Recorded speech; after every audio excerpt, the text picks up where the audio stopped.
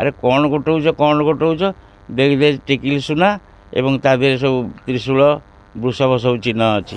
କେବଳ ଶ୍ରାବଣ ମାସର ବର୍ଷାରେ ମିଳେ, ଲୋକ ଭୁଲିବେନି, ତା ଛଡ଼ା ଅଲଗା ଲୋକ ପାଇପାରିବେ ନାହିଁ। ସେ ମାନେ ଗ୍ରାମ ବି ହେବନି। ଆଉ ଯେଉଁଗୁଡ଼ା ମୋହର ସେଗୁଡ଼ା ହେଉଛି 2 ଭରି 2.5 ଭରି ଏମିତି ହିସାବରେ। ହଁ, କିଛି କିଛି ଲୋକଙ୍କର କଥା ଉପରେ ବିଶ୍ୱାସ ହେଇଯାଇଥିଲା।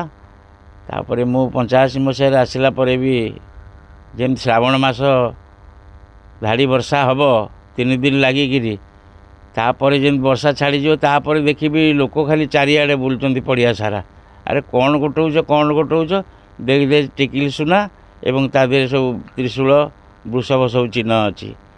ଆଉ ଗୋଟେ ଝିଅ ପାଇଥିଲା ଗୋଟେ ମୋହର, ତା ଦେହରେ ବୃଷଭ ଚିହ୍ନ ଥିଲା।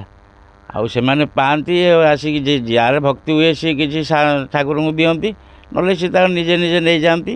ସବୁ ଗାଁ ମାନଙ୍କରେ ସବୁ ଲୋକମାନେ ଲୁଗା ଦୋକାନୀକି, ସଉଦା ଦୋକାନୀକି ଦେଇ ସବୁ ଲୁଗାପଟା, ସେତେବେଳେ ତ ଚୌଦ୍ୱାର ଅଞ୍ଚଳ ଏତେ ଇଣ୍ଡଷ୍ଟ୍ରି ବେଲ୍ଟ ନଥିଲା, ସେଇ ଏଥିରେ ସେମାନେ ଚଳୁଥିଲେ। ଏଇଠି ଆସିବେ ରଗଡ଼ିରୁ କିଛି ଗୋଡ଼ି ନେଇ ବିକିବେ ଏବଂ କିଛି ସୁନା ଗୋଟେଇକିରି ନେବେ। ମୁଁ ନିଜେ ବି ଅନୁଭବ କରିଛି। ଆଉ କଲେକ୍ଟର ଥିଲେ ପ୍ରଦୀପ ଜେନା, ମୁଁ ତାଙ୍କୁ ବି କିଛି ଦେଇଛି, ଏଇ ମିଳିଥିଲା ଯେଉଁ ସୁନା ମୋହର। ସେଇ ସୁନା ଗୁଡ଼ିକ ଆପଣଙ୍କ ନିଜ ଆଖିରେ ଦେଖିଛନ୍ତି? ହଁ, ମୁଁ ସବୁ ଦେଖିଛି, ସବୁ ବୃଷଭ ଚିହ୍ନ ଏବଂ ତ୍ରିଶୂଳ ଚିହ୍ନ, ଟିକିଲି ସୁନା। କିଛି ସନ୍ତକ ହିସାବରେ କିଛି ସାଇତିକି ରଖିଥିଲେ? ନାଇଁ, ସାଇତି ପାରିନି। ମୁଁ ତ ଅଦ୍ଭୁତ ନଙ୍ଗଳା ଲୋକ, ସବୁ ଗାମଛା ପିନ୍ଧିକି ସବୁ ତ୍ୟାଗ, ଯିଏ ମାଗିଛି ବି ଦେଇଛି। ନିଜେ କିଛି ସୁନା ରଖି? ନା। ଆଚ୍ଛା, ଏଇ ସୁନାଟି କେବଳ ଶ୍ରାବଣ ମାସର ବର୍ଷାରେ ହିଁ କାହିଁକି? କେବଳ ଶ୍ରାବଣ ମାସର ବର୍ଷାରେ ମିଳେ, ଲୋକ ଭୁଲିବେନି, ତା ଛଡ଼ା ଅଲଗା ଲୋକ ପାଇପାରିବେ ନାହିଁ। ଆଉ ଏମିତି ଯଦି କିଛି ଲୋକ କେଉଁଠି ଘର ତିଆରି ହେଉଛି, ଖୋଳା ହେଉଛି, ହଁ କେଉଁଠି ବାହାରିଲା କିଛି ମାଠିଆରେ କିଛି ଯେଉଁ ଚାନ୍ଦି ଟଙ୍କା ଆଉ ରୂପା ଟଙ୍କା, ସେ ସବୁ ଅଲଗା କଥା, କିନ୍ତୁ ସୁନା ମିଳିବାଟା ହେଉଛି ପ୍ରସିଦ୍ଧ। ଏଇଟା ମୁଁ 87 ମସିହାରେ ସାପ୍ତାହିକରେ ଛାଡ଼ିଥିଲି, ବର୍ଷା ହେଲେ ମିଳୁଛି ସୁନା, ହେଡ଼ିଂ ଲେଖିଥିଲି ଉପରେ, ଏବଂ କ'ଣ ମିଳେ ତାର ବି ଫଟୋ ସବୁ ଦେଇଥିଲି ତାଙ୍କୁ। ଫଟୋ ବି ଦେଇଥିଲି? ହଁ, ଫଟୋ ବି ସବୁ ଉଠେଇକି ଦେଇଥିଲି ତାଙ୍କୁ। ଏ ସୁନା ଗୁଡ଼ିକ ମାନେ ଗୋଟେ ପିସ୍ କେତେ ଓଜନ ହେବ? ସେ ମାନେ ଗ୍ରାମ ବି ହେବନି। ଆଉ ଯେଉଁଗୁଡ଼ା ମୋହର ସେଗୁଡ଼ା ହେଉଛି 2 ଭରି 2.5 ଭରି ଏମିତି ହିସାବରେ। ଆଉ ଇଏ ଗୋଟେ ଗ୍ରାମ ଭିତରେ ରହିବ। ଲାଷ୍ଟ ଟାଇମ୍ ସୁନା କେବେ ମିଳିଥିଲା ଆପଣ ନଜରରେ? ଲାଷ୍ଟ ଟାଇମ୍ କ'ଣ, ଗତ ବର୍ଷ ବି ମିଳିଥିଲା। ସେ ଲୋକମାନେ ଗୋଟେଇକି ସବୁ ପଚାରିଲେ, ପାଉଛ ନା? ହଁ, ଆମେ ପାଉଛୁ। ଆଚ୍ଛା, ସୁନାଟା ବର୍ଷା ହେଲା ଖୁଣୁ ଭୂମିରେ ଦେଖାଯାଏ ନା ନାହିଁ? ଆପଣଙ୍କୁ ଲାଗୁଛି ସୁନାଟା ଉପରୁ ଆସୁଛି ବୋଲି? ନାଇଁ, ବର୍ଷା ହେଲେ ସେଇଟା ମାନେ ଆଗରୁ ଯେଉଁ କଥା ଥିଲା, ବିରାଟ ରାଜା ସୁବର୍ଣ୍ଣ ଦାନ କରୁଥିଲେ, ଲକ୍ଷ ମାଡ଼ ସୁବର୍ଣ୍ଣ ଦେଉଥିଲେ ଏଠି, ମାନେ ବୃଷଭ ଚିହ୍ନ ତ୍ରିଶୂଳ କରିକିରି। ତେଣୁ ତାଙ୍କର ଯେ ସିଏ ପାନ ଖାଉଥିଲେ, ଯେଉଁ ପାନ ଦେହରେ ବି ସୁବର୍ଣ୍ଣ ବି ପାନ ଦେହରେ ଖାଉଥିଲେ, ଯେଉଁ ଗର୍ଦା ସବୁ ପଡ଼ୁଥିଲା, ସେ ପାନ ଗର୍ଦାରେ ସୁନା ସବୁ ପଡ଼ିଯାଉଥିଲା। ତେଣୁ ସେଗୁଡ଼ା ସବୁ ପଡ଼ିଛି ଚାରିପଟ ଯାକ ଯେମିତି।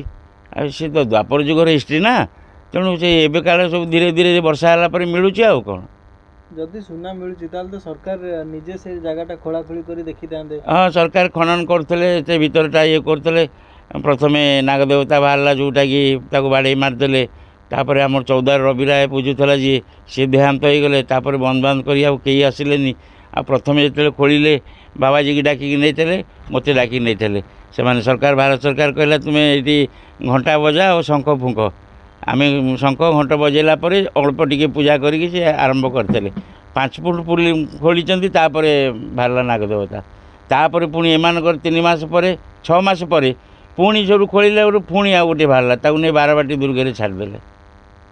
ତାପରେ ସେ ଲେବର ବି ଗଲା, ସେମାନେ ଗଲେ। ବର୍ତ୍ତମାନ ଅବସ୍ଥା ଏମିତି ପଡ଼ିଛି, ଆଉ କେହି ତ ପୂଜାପୂଜି ନାହିଁ। ଆମେ ଯାହା ଟିକେ ଧୂପ ଦୀପ ଦେଇକିରି ଆସୁଛୁ। ମାନେ ସେ ଜାଗାରେ ଯିଏ ହାତ ମାରିଲା ସେ? ହଁ, ବ୍ରିଟିଶ ତ ଯାଇଛି, ତାର ସବୁ ଡୋଜର ଲଗେଇ ତାକୁ ଭାଙ୍ଗୁଥିଲା, ଯେ ସିଜ୍ ହେଇଗଲା, ଯେ ସେ ଡ୍ରାଇଭର ଫାଇଭର ସବୁ ମରିଲେ। ଗୋରା କେତେ ଜଣ ମରିଛନ୍ତି ଡ୍ରାଇଭର। ମାନେ ସେ ଡୋଜର ବି ସିଜ୍ ହେଇଗଲା? ହଁ, ତାଙ୍କରି ଯେଉଁ ମରିଥିଲେ ତାଙ୍କରି ପ୍ରେତାତ୍ମା ଗୁଡ଼ା କିଛି ଥିଲା, ଯେଉଁଟାକି ଚୌଦ୍ୱାର ଗ୍ରାମରେ ସେ ନନ୍ଦ ବେହେରା ବୋଲି ପୁଅ ତାଙ୍କର ଟ୍ୟୁସନ୍କୁ ଆସୁଥିଲେ ସାଇକେଲ ଏପଟରେ। ମୁଁ ନୂଆ ଆସିକି ଥାଏ ସେଠି, ଅନ୍ଧାରେ ଏତେ ଲାଇନ୍ ଫାଇନ୍ ନଥିଲା। ସେ ମୁହଁ ସଞ୍ଜ ବେଳେ ସାଇକେଲ ଏପଟେ ପଳେଇ ଆସିଥିଲା। ସିଏ ଦେଖିଲା ଯେ ବିରାଟ ବଡ଼ ଗୋଟେ ଟୋପି ନାଇଥିବା ଏବଂ ଡ୍ରେସ୍ ପିନ୍ଧିଛି, ଆଉ ପୋଲିସ ଡ୍ରେସ୍, ପୁରା ଘୋଡ଼ାଙ୍କର ଯେମିତି ଡ୍ରେସ୍, ସେଇ ଡ୍ରେସ୍ରେ ସେ ବ୍ରେକ୍ ସାଇକେଲ ଏଭଳି ଚାପିଦେଲା ଯେ ସେ ବହି ବସ୍ତାନି ସହିତ ସେ ବେହୁସ ହେଇ ପଡ଼ିଲା। ତାପରେ ଲୋକମାନେ ବାଟରେ କିଛି ଲୋକ ଆସିଲା ପରେ ମୋ କତିକି ଆଣିଥିଲେ। ମୁଁ ତାପରେ ଦେଖା ଦେଇକି ବହିପତ୍ରରୁ ଜାଣିଲି ଯେ ଗାଁର ପିଲାଟି ଆଉ। ତାପରେ ନେଇ ତାକୁ ହ୍ୟାଣ୍ଡଓଭର୍ କଲି। ନେମାଳ ନେଇ ପଣ୍ଡିତଙ୍କ ପାଖରେ ଝଡ଼ାଝଡ଼ି କରିବାରେ ସିଏ କହିଲା ଏମିତି ବହୁତ ଉଚ୍ଚା ଲୋକ ଆଉ ଭୟଙ୍କର ଅବସ୍ଥା ଥିଲା। ଡ୍ରେସ୍ ଖାଲି ପୋଲିସ ଡ୍ରେସ୍ ପିନ୍ଧୁଥିଲେ।